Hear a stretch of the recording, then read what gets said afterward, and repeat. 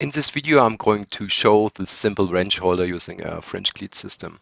A French cleat system uses interlocking 45-degree angle to mount items securely on the wall. It's perfect for workshops because it's flexible, allowing you to move things around as needed. Let's remove the wrenches and take a closer look.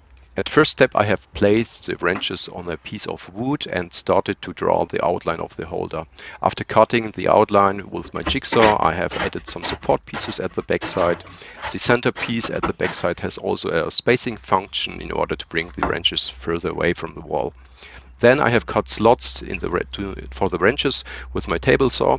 In order to do it safely, I kept the wood longer, being able to hold the wood in a safe distance from the blade.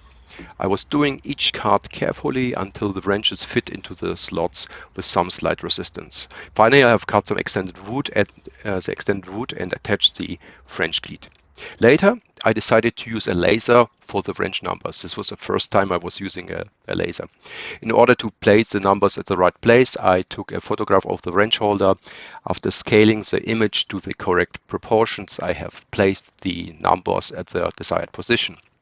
The most challenging part was to place the wood carefully within the coordinate system of the laser. Luckily, I didn't mess this part up.